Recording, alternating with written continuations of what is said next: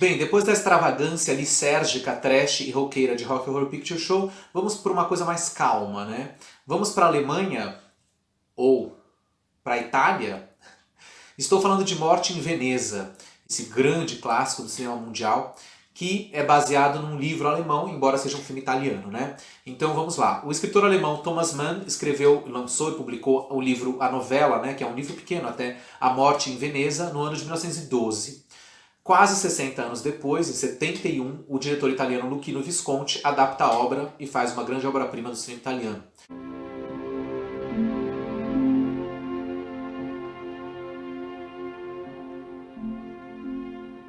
Two great artists of the 20th century. Thomas Mann, the writer, Luchino Visconti, the filmmaker. Two artists combined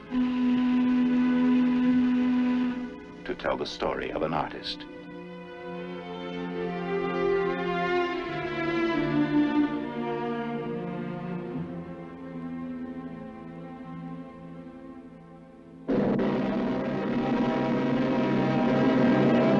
Embora seja um filme completamente exuberante, foi indicado a apenas um Oscar de melhor figurino, no Oscar de 72. Não ganhou. Bem, A Morte em Veneza, tanto o livro quanto o filme, falam basicamente da beleza e da perda da beleza e da juventude, né? Esse é o tema do filme. Um tema, inclusive, que tem muito a ver com a comunidade gay masculina de todos os tempos, inclusive a atual, né?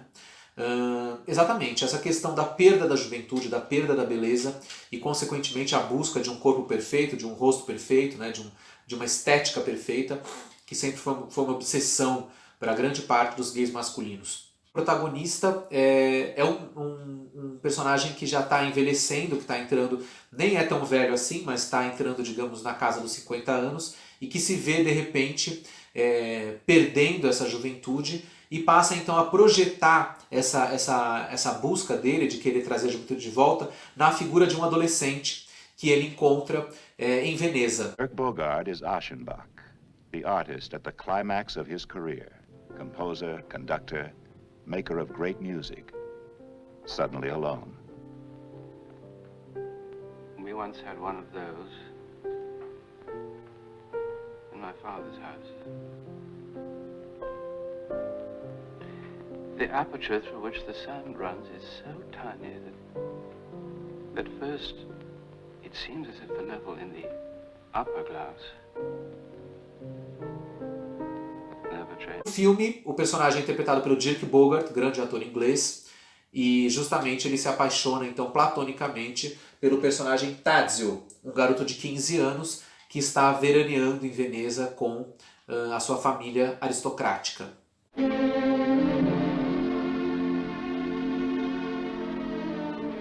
The appreciation of this major addition to those few films which join the canon of great art has been expressed by select audiences and critics in England and throughout the continent with the repeated use of one word: masterpiece.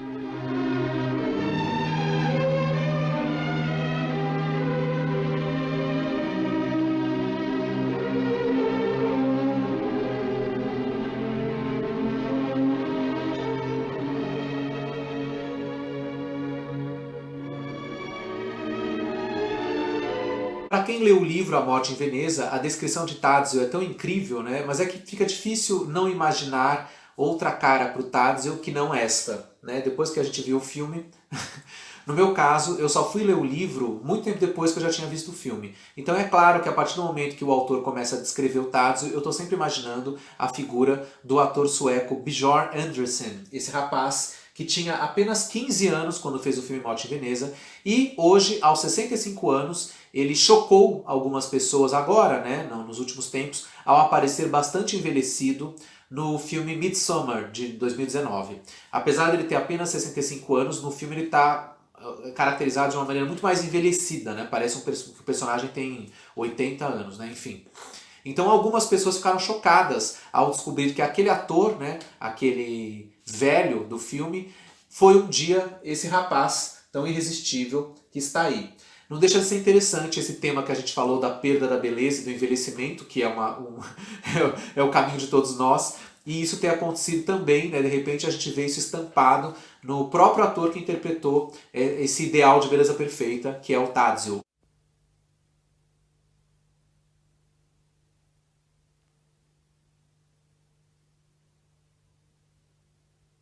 Existe um média-metragem bastante interessante, de 30 minutos de duração, dirigido pelo próprio Luchino Visconti, que tem justamente o título de Em Busca de Tadzio. Nesse média-metragem, o Visconti mostra justamente a sua pesquisa, suas audições de casting, para encontrar o ator ideal que interpretaria o personagem. Então aparecem vários rapazes, e o Visconti vai olhando daqui até ali, até que ele encontra o ator que realmente fez o papel e que ficou eternizado para todo sempre. Sourire. Mer alltså i tänderna. S'arrête là, stop. Stanna där. Voilà. Voilà. Stanna där. Sourire un peu, sourire. Le lite i kameran. Visa tänderna. Merci, photo. Nej. Ja. Just det, strax. Voilà, in piedi anche. Come in piedi? Debout. Vill du stå Per capire sono passati però.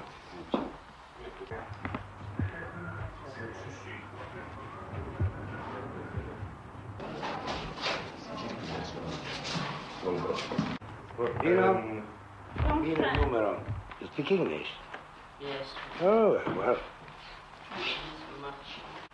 Regarde dans la caméra. Titta i kameran. Ja. Nu står det över läpparna. Souris. Le. Ah non, souris. Souris tranquillement. C'est bouffe. Så lugnt. Dankeschön. Auf Wiedersehen. Tourne un peu la tête. Vill du vända på Profil. profilen? Profilen så.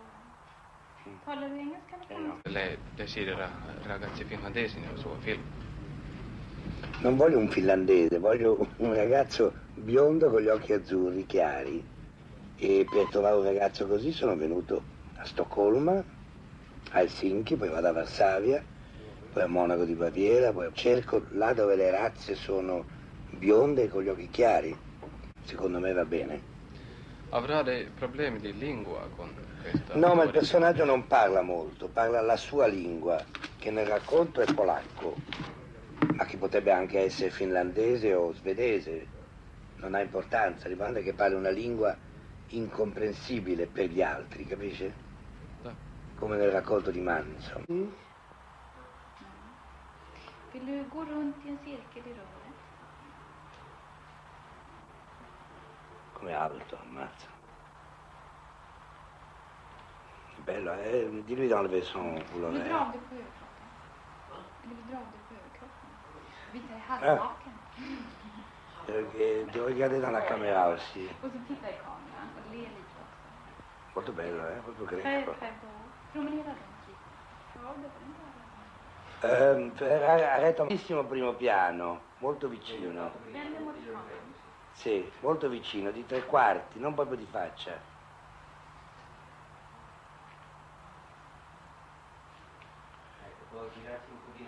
Tourne un peu, oui, très peu, comme ça, là. Vänd dig en smula. Regarde là, ce monsieur-là. Non, non, non, bouge pas, seulement la tête. Bara huvudet. Sourire, Le. Le i profilen. Ja, bra. sourire dans la caméra. Titta i kameran och le ordentligt. Ja. Du har ett fint leende på ditt hår bara. Il suo lungo viaggio alla ricerca di Tadzio è finito. Ormai il regista ha raggiunto la convinzione che quello svedese di Stoccolma, Björn Andersen, è il Tadzio ideale.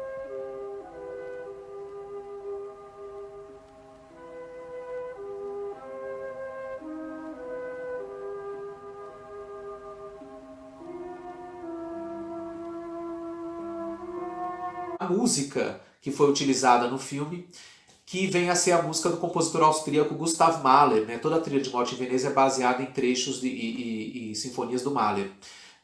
Sobre isso, vale dizer que a televisão brasileira se apropriou um pouco de Morte em Veneza recentemente. Isso mesmo, trata-se da novela Amor à Vida, da Rede Globo, cujo último capítulo foi ao ar em janeiro de 2014, no começo de 2014, né? Já faz alguns anos. Para quem se lembra, ou para quem não lembra, basta rever o último capítulo e descobrir que o autor resolveu fazer, o autor da novela, Valcir Carrasco, resolveu fazer uma pequena homenagem à morte em Veneza. E assim, no finalzinho da novela, o personagem Félix, do Matheus Solano, tem uma cena muito bonita, né, onde ele está, digamos, se reconciliando com o pai, interpretado por Antônio Fagundes, numa praia paradisíaca, né? Então toda a composição da cena, toda a fotografia e a mesma trilha do Gustav Mahler, do filme, está lá para finalizar a novela de Valcir Carrasco. E assim terminou Amor à Vida.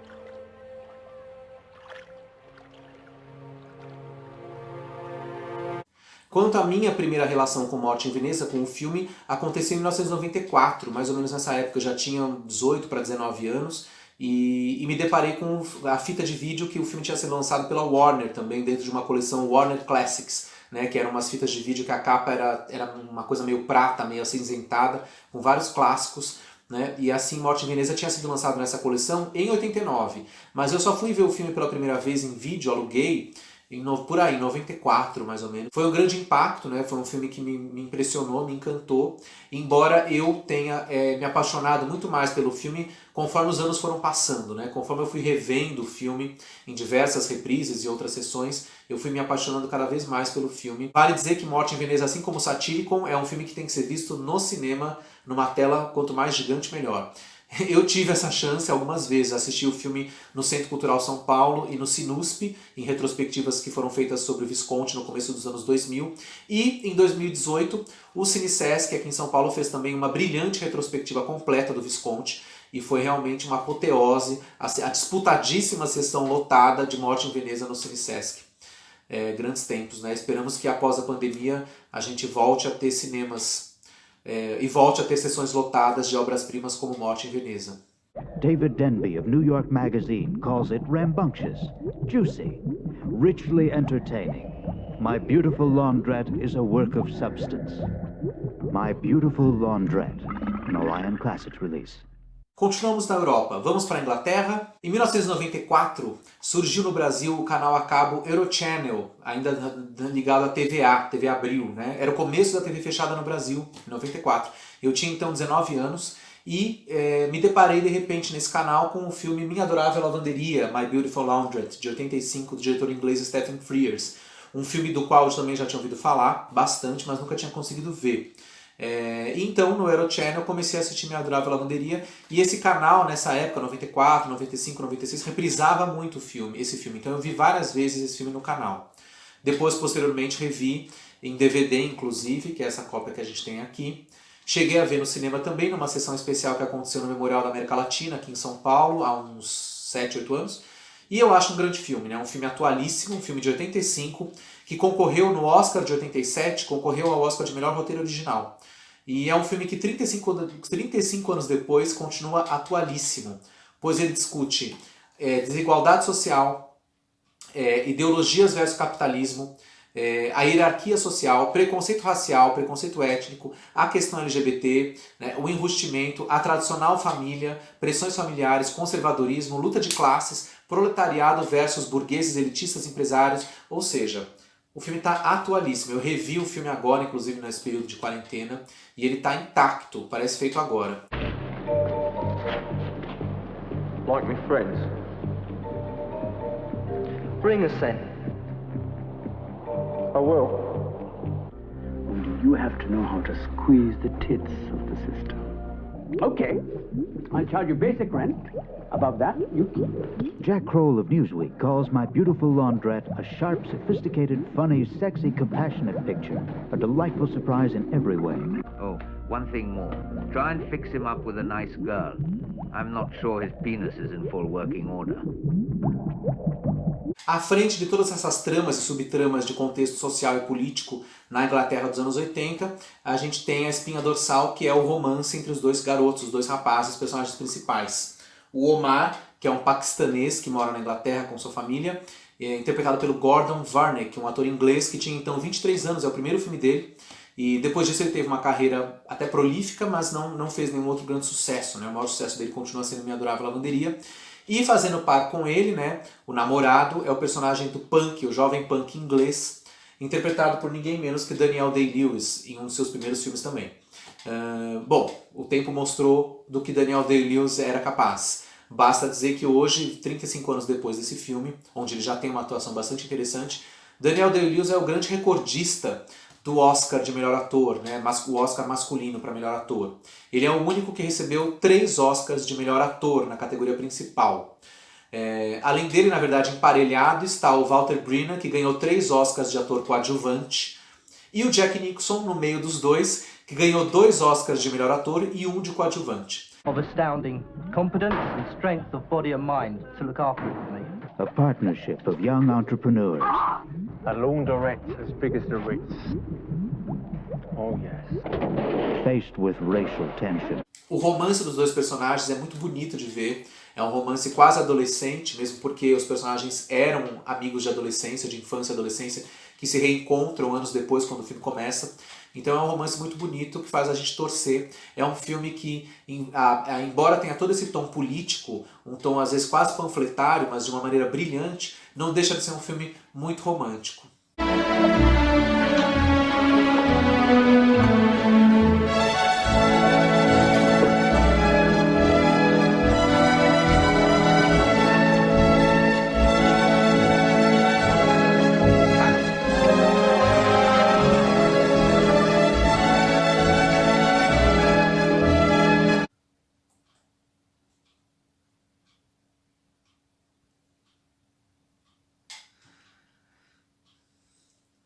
O romantismo sempre à espera do beijo, né? Oh, yes.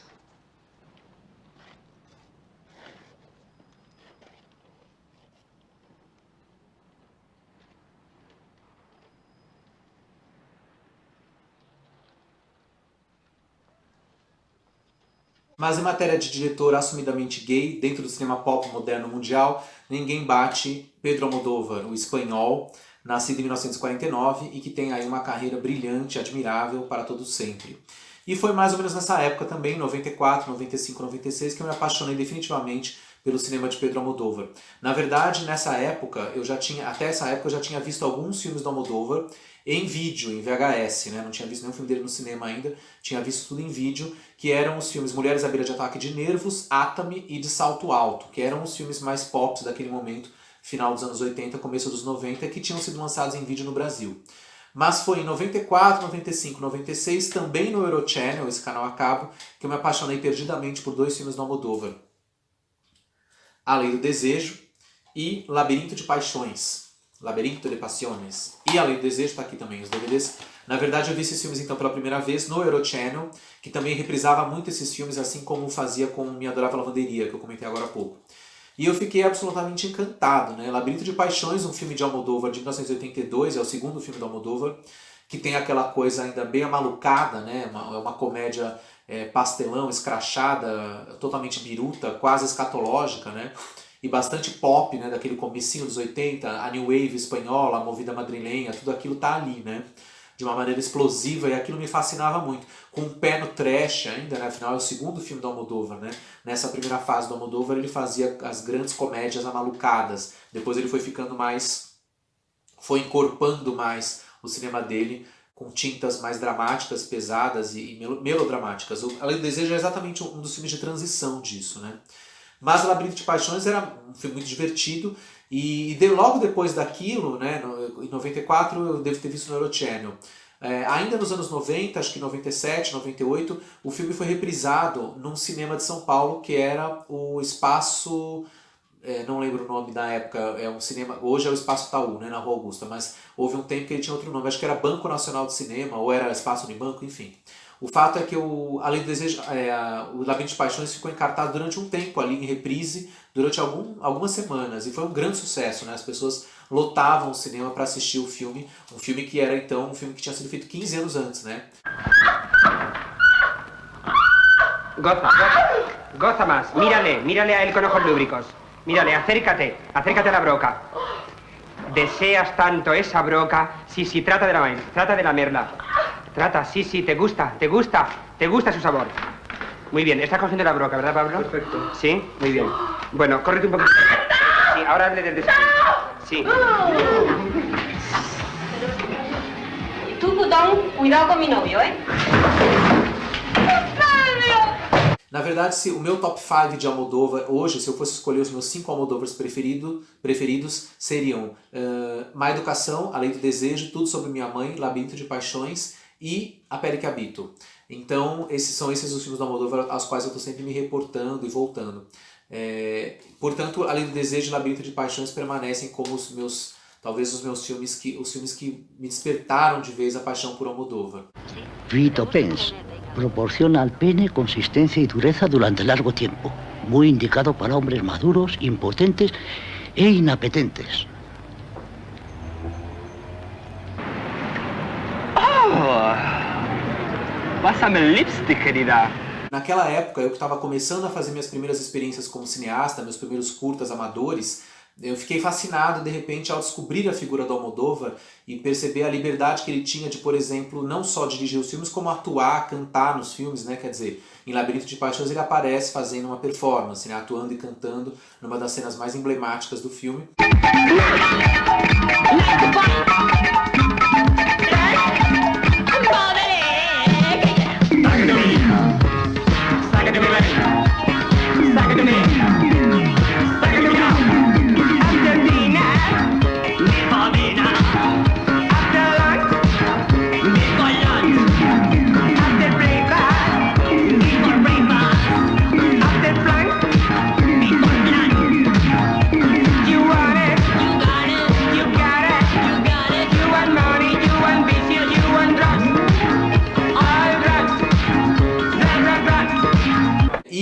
A Lei do Desejo, o personagem principal, não deixa de ser um alter ego do Almodóvar, né? Um alter ego no cineasta interpretado pelo ator Eusébio Poncela. Aliás, sobre essa parte dessa coisa alter ego do cineasta dentro do filme, vale dizer que A Lei do Desejo inaugura uma trilogia de cineastas, né? Uma trilogia de filmes sobre cineastas na obra do Almodóvar, que justamente são A Lei do Desejo de 87, Má Educação de 2004 e o último filme dele, Dor e Glória, de 2018. Quer dizer, nesses 3 filmes a gente tem como protagonista um cineasta que, claro, é uma referência explícita ao próprio Almodóvar.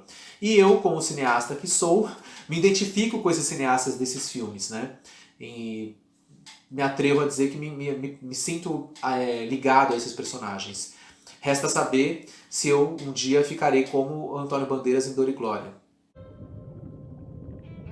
No has sido un buen hijo, hijo mío. ¿No? No. ¿Qué haces aquí? Tengo que hablar contigo. 32 años me ha costado reconciliarme con esta película. Si no escribes ni ruedas, ¿qué vas a hacer? Vivir, supongo.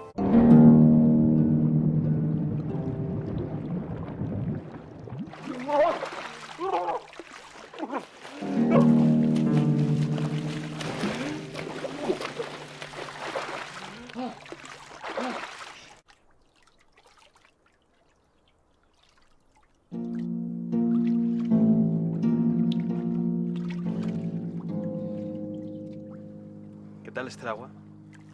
Está esperándote.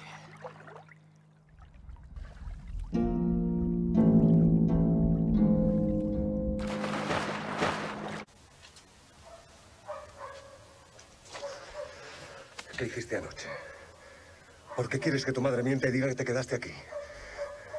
Sabes perfectamente dónde estuve y lo que hice. Lo he hecho por nosotros. ¡No me toques! A Lei do Desejo também teve o pioneirismo de ser o primeiro longa-metragem a ganhar o cobiçado Teddy Bear, né, o Teddy Award, na Berlinale, no Festival de Berlim, né, o prêmio para os filmes gays, ou LGBTs, ou queer, enfim.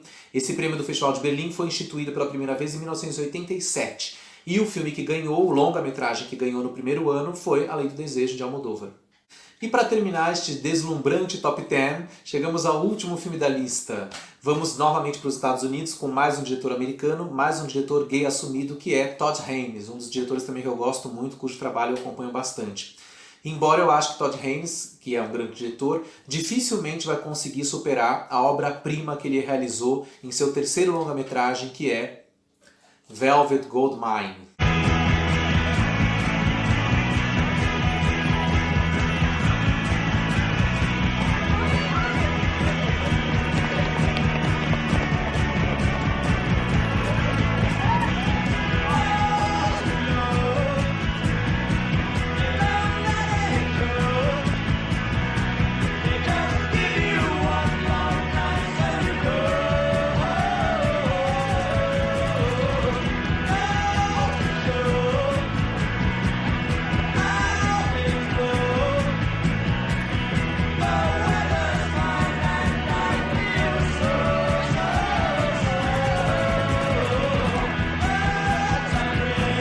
Pois é, em 1998, Todd Haynes lança seu terceiro longa, Velvet Goldmine, que nada mais é do que uma maravilhosa biografia, uma cinebiografia do popstar britânico David Bowie, o próprio. Bom, de saída a gente pode dizer que David Bowie já era um ícone da questão LGBT, da questão gay, da questão queer, enfim, por conta da ambiguidade sexual que o Bowie sempre exalou. Inclusive, né, as famosas histórias de sua bissexualidade, principalmente nos anos 70, né, porque depois ele deu uma encaretada, né, e sei lá. Mas de qualquer forma o Bowie sempre teve essa questão da ambiguidade sexual muito presente na sua obra. E Todd Haynes resolveu fazer uma cinebiografia de David Bowie. David Bowie simplesmente deu um sonoro não para Todd Haynes, dizendo que ele não autorizava, porque o próprio Bowie queria fazer um filme sobre a sua história. Logo, Todd Haynes não poderia fazer. E o que Todd Haynes fez?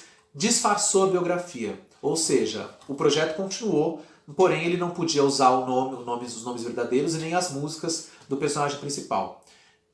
E a surpresa foi que Todd Haynes se saiu muito melhor que a encomenda, né? E Velvet Goldmine é uma grande obra-prima, falando desse personagem meio fictício, né? Que é o Brian Slade, né?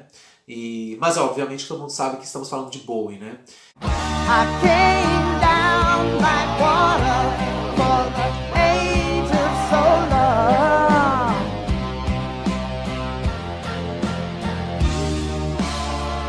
With hell to the Father, kiss your sons and your daughters.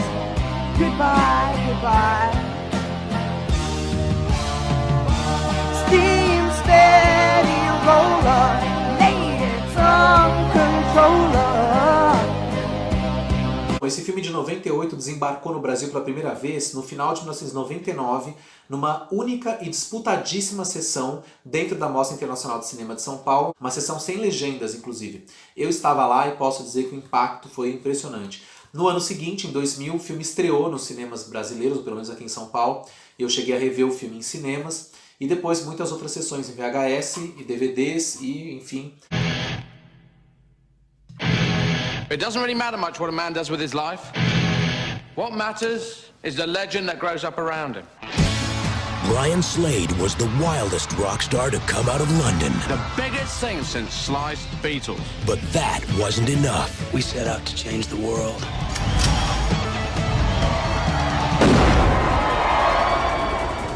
What happened? Who did it? And why? Next week is the anniversary of the whole shooting incident. One journalist is about to look into the mystery. I was trying to contact you about a story. From the moment Brian Slade stepped into our lives, nothing would ever be the same. He was, in the end, like nothing he appeared. Right after everything crashed, Brian seemed to get lost in the lie. Became someone else.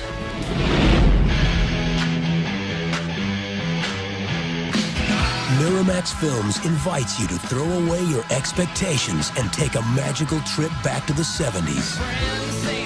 When the glam scene rocked London and the outrageous fashions, music, and behavior shocked the world.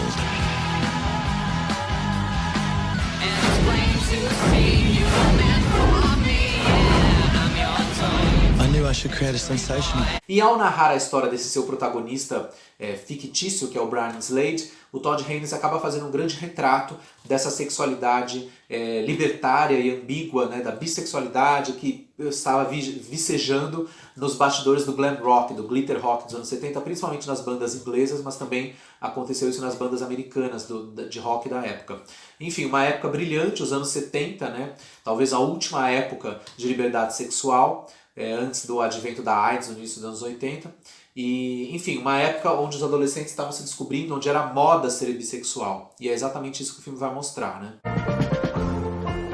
Satellite of love. Satellite of love. Satellite of love. Satellite of... Até hoje é muito difícil que uma cinebiografia possa superar o brilho de Velvet Goldmine. Hoje em dia é tão comum, né? Inclusive no Brasil, no cinema brasileiro, a gente tem pencas de cinebiografias, né? De astros de rock, da música, da MPB, e fora do Brasil também. Mas para mim a grande cinebiografia do cinema é Velvet Goldmine. Inclusive, vale dar uma comparada entre Velvet Goldmine e duas recentes cinebiografias que são o Bohemian Rhapsody, sobre o Freddie Mercury, e o Rocketman, sobre o Elton John. Essas três cinebiografias têm uma curiosa característica em comum, né? As três retratam ídolos do rock britânico que explodiram nos anos 70. Elton John, David Bowie e Freddie Mercury. Né? Os três têm muito em comum, apesar de também não ter ao mesmo tempo. Né? Cada um tem sua marca, sua característica, sua história, mas fazem parte dessa mesma geração do rock, pop rock britânico. Então a gente pode comparar as cinebiografias, né? Embora a Velvet seja uma biografia disfarçada do Bowie, mas né? Pra mim o Velvet é muito melhor que os outros dois filmes. Eu gosto dos outros filmes também, adoro o filme sobre o Freddie Mercury, embora eu sei que tem gente que odeia, mas eu gosto muito, sempre me emociono e choro e tal. E também gosto do Rocketman. O Rocketman tem um pouco mais a ver com Velvet, né? Nessa coisa mais lúdica, mais onírica, né? De um filme com uma linguagem musical mais artística, diferente do Bohemian Rhapsody, que é um filme mais, quase um programa de TV, né? Com uma coisa quase jornalística, né? Mais didático, mais caretão estilisticamente, mas mesmo assim é um filme muito emocionante. Mas o Velvet permanece como uma grande obra. Talvez o ponto seja exatamente esse, por ser uma biografia não autorizada e disfarçada de seu personagem. Ou seja, ao dar o não para Todd Haynes, talvez David Bowie tenha dado a verdadeira carta branca, pois ao se libertar da pressão do personagem original, Todd Haynes pôde fazer um filme livre, do jeito que o filme merecia ser, e acabou sendo um filme muito maior. Nas outras biografias a gente tem sempre uma figura por trás represando a criação, né? Manipulando as obras. Por exemplo, no filme do Queen, obviamente a gente tem os integrantes do Queen, que são os produtores do filme. Então, para o bem ou para o mal, é claro que eles tentaram dar àquela obra a cara que eles queriam, né? O mesmo vale para o filme do Elton John, onde o próprio Elton é o produtor e comandante do projeto, a tal ponto que nos créditos finais ele aparece de próprio corpo em fotos e coisas assim. Ou seja, são projetos um pouco mais controlados, né? Já no Velvet não, Todd Haynes acabou ganhando a liberdade total, porque já que não podia falar do Bowie para valer, ele pirou e acabou cunhando essa grande obra-prima.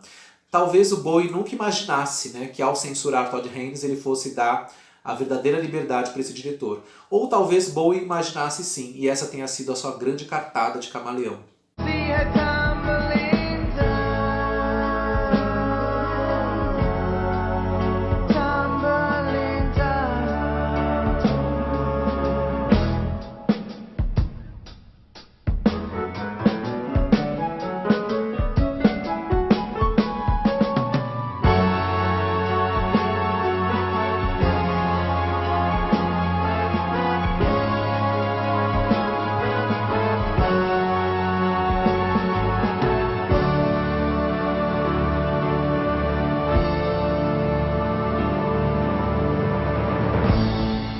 Bem, chegamos ao final desse Top 10 esfuziante. Obrigado a todos que chegaram até o final do vídeo comigo. Me despeço agora e aproveito para dar uma divulgada num curso online que eu vou ministrar em parceria com o crítico Bruno Carmelo, crítico cinematográfico. Nós vamos dar um curso no Instituto de Cinema, aqui em São Paulo, mas vai ser um curso online, claro. Então quem se interessar, o curso é exatamente o Cinema Queer Mundial, ao vivo, online, no Brasil e no mundo. Esse curso vai acontecer no mês de julho, são 8 aulas.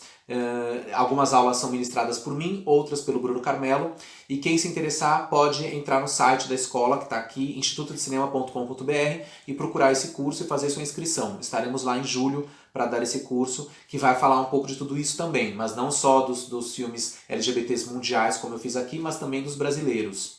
Então, fiquem de olho. Quem fizer o curso, eu encontro lá. Quem não fizer, e quem fizer também, encontro aqui semana que vem, na próxima edição do Naftaluf. Até lá!